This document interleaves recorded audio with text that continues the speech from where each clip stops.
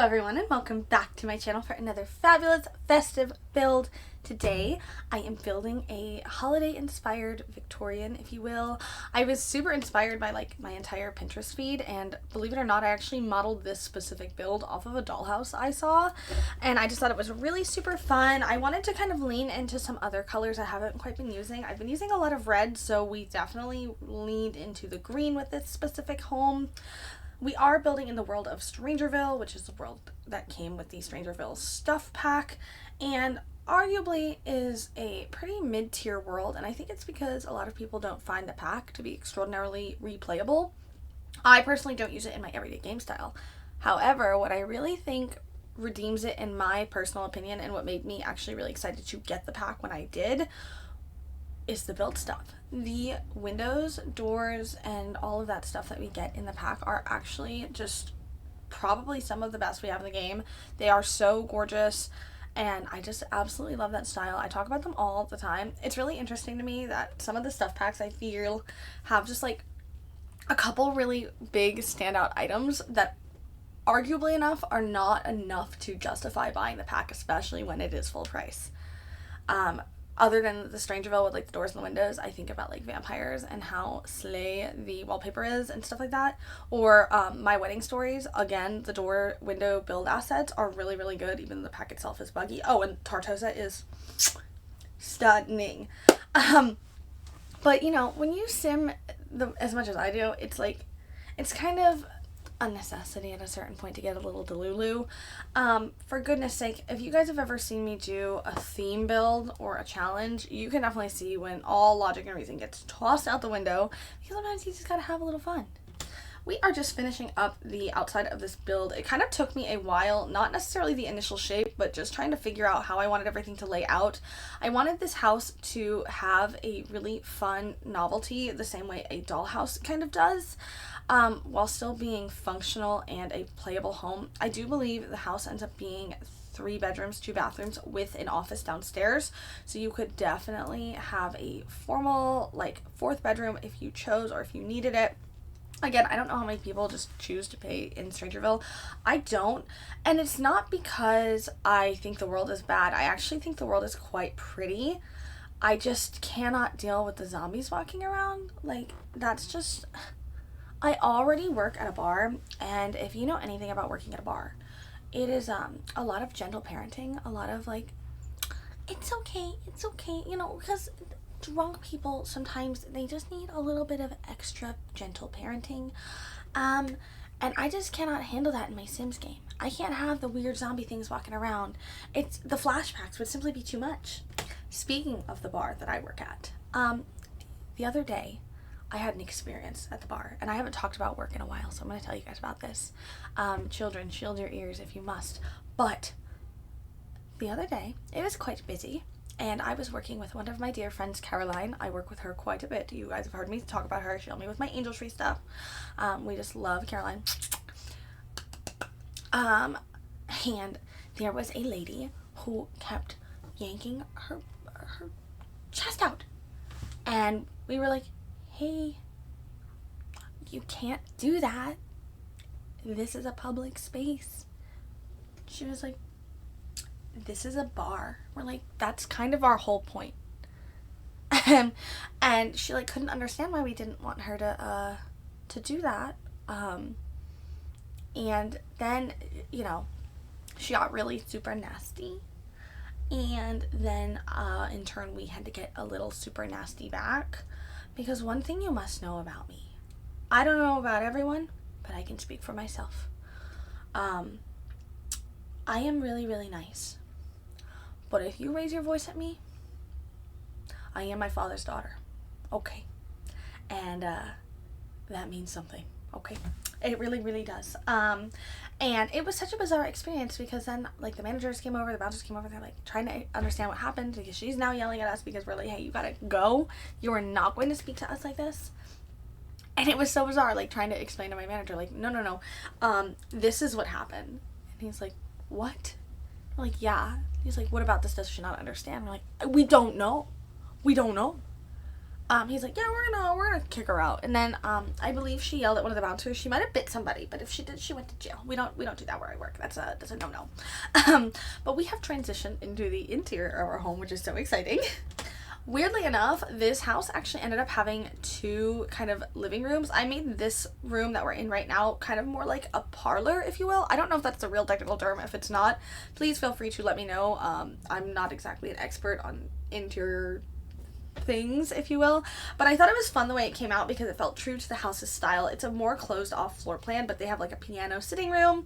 I ended up using the Christmas fireplace, which I think is so cute and beautiful, and I put a big piano in, which I normally leave pianos out of my houses unless they are literal like mansions because they're really big. And have you guys ever seen how much a grand piano costs? They are not chump change. They are very expensive. So I feel like if you have one, you've got to kind of be a little rich.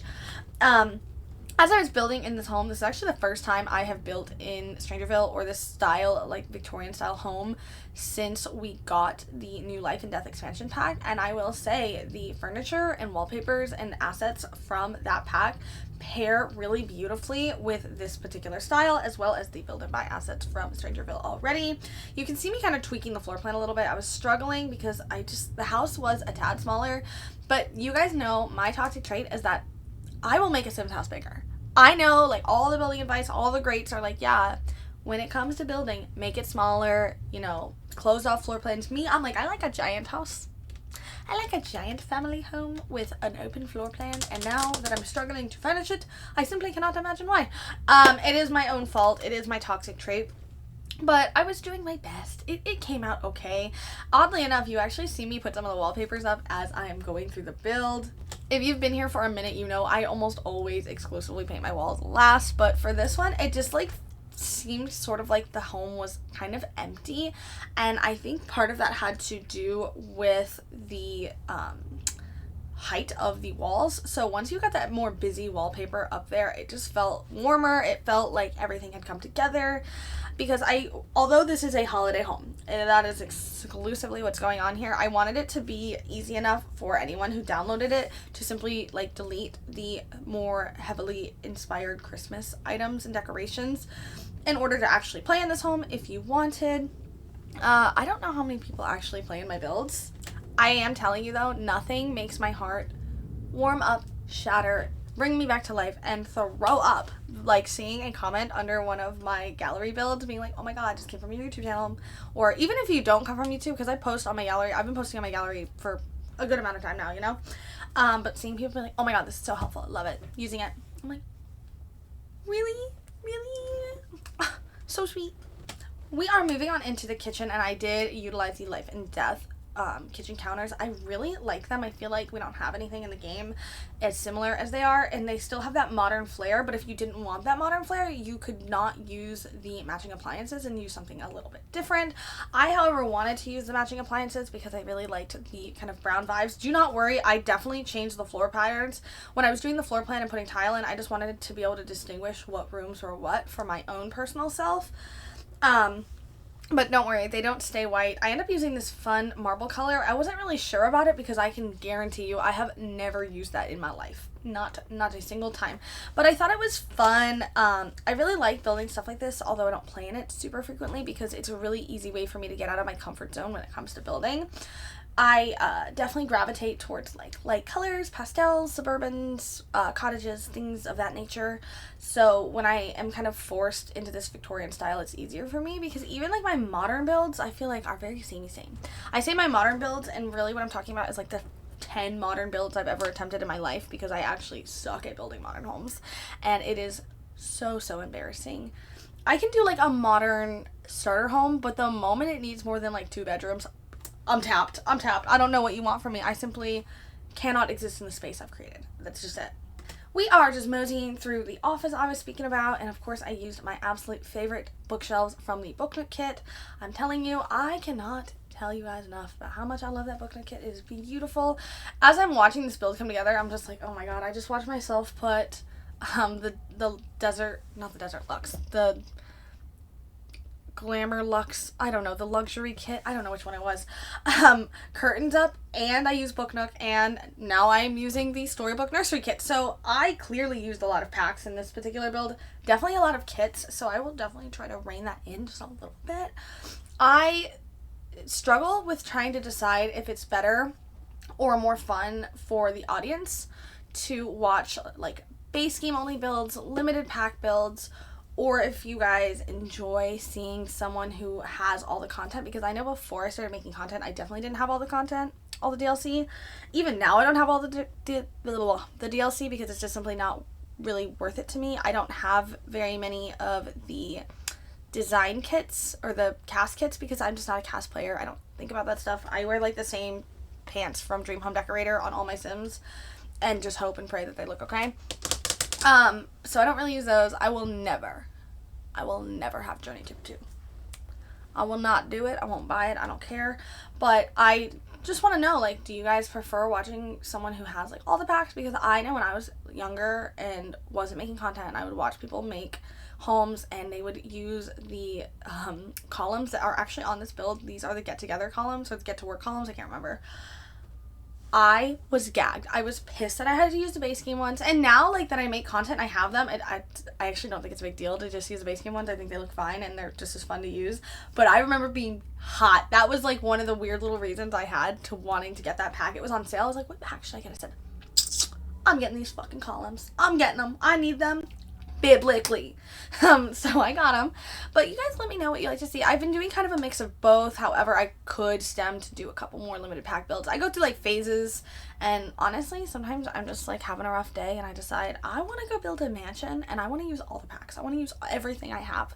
And I'm putting my whole budus into this build. And other times I'm like, little base game starter.